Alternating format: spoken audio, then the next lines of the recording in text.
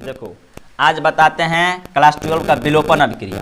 विलोपन अभिक्रिया का सिंपल मीनिंग होता है दो सिंगल बॉन्ड को टूट के डबल बॉन्ड का बनना।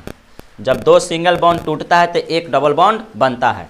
तो देखो अब इसमें आता है कि हाइड्रोजन कहाँ से हटेगा और हाइड्रोजन कहाँ से हटेगा। तो पहले जानना जरूरी है यह कि हाइड्रोजन जिस कार्बन पर रहता है उस कार्बन को अल्फा कार्बन कहते हैं। कौन सा कार्बन? Alpha carbon. और उस पर उपस्थित हाइड्रोजन को कहेंगे अल्फा हाइड्रोजन।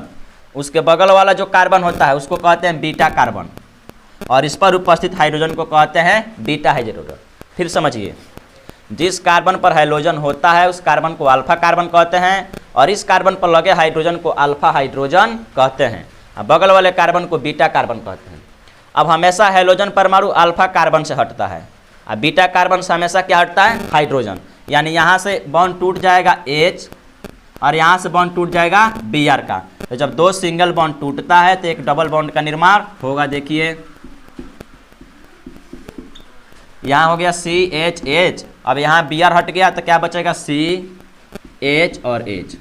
अब यहाँ Br K के साथ रिएक्शन करके बना देगा KBr प्लस H OH के साथ रिएक्शन करके बना देगा H2O। ठीक है, अब आता है एक और reaction CH3 CH2 CH Br CH3। इसको देखिए, बताइए।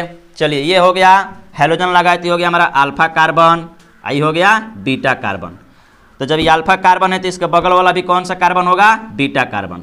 अब बतलाना यह है कि दो बीटा कार्बन है, दो बीटा कार्बन है तो दोनों बीटा कार्बन में से हाइड्रोजन कहाँ से हटेगा?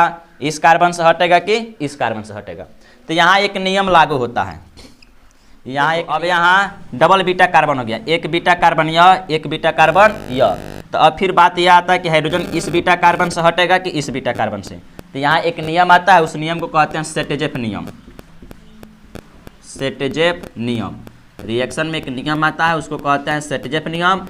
तो ये तो सबको पता है, पहले से बता भी चुके हैं कि हमेशा अल्फा कार्बन से क्या हटेगा? हाइड्रोजन तत्व हटेगा। तो सेटेजेफ नियम यह बतलाता है कि उस बीटा कार्बन से हाइड्रोजन हटेगा जहाँ पर एल्किल समूह ज़्यादा होगा। तो यहाँ देखो एक दो एल्किल समूह है, यहाँ एल्किल समूह कितना है? एक, यानी हाइड्रोजन यहाँ से हटेगा। तो देखिए क्या बनेगा? KOH के माध्यम में ही होगा तो बनेगा CH3 CH, यहाँ से एक हाइड्रोजन हट गया और Br हट गया तो यहाँ बन जाएगा डबल बॉन्ड CH और CH3। इसका नाम हो जाएगा 2-ब्यूटीन। यह लगभग 80 से 85% बनता है, इसकी मात्रा मैक्सिमम होती है। अब देखिए अगर इस बीटा कार्बन पर से हाइड्रोजन हट सकता है, इस बीटा कार्बन पर से भी हाइड्रोजन हटेगा। चलिए हटा के देखते हैं क्या बनेगा। हमेशा याद रखना हेलोजन हमेशा अल्फा कार्बन से ही हटता है। तो CH3 CH2 CH double bond, यहाँ से एक हाइड्रोजन हट गया है तो CH2, इसका नाम हो जाएगा 1-ब्यूटीन। तो इसका बहुत कम 15 से 20% बनने की संभावना होती है। अगर इस प्रकार के आया रिएक्शन की डबल बीटा कार्बन हो तो हमेशा याद रखना कि हाइड्रोजन उसी बीटा कार्बन से हटेगा जहाँ पर एल्किल समूह की संख्या ज़्यादा होगी और इस नियम को कहते हैं सेटेजेफ नियम, जिससे बनेगा 2-ब्यूटीन। बनेगा दोनों कंपाउंड, लेकिन इस कंपाउंड की बनने की मैक्सिमम प्रतिशत अधिक होगी। या सेटेजेफ नियम के हिसाब से उसी कार्बन से हाइड्रोजन हटेगा जहाँ पर हाइड्रोजन समूह की संख्या ज़्यादा होगी।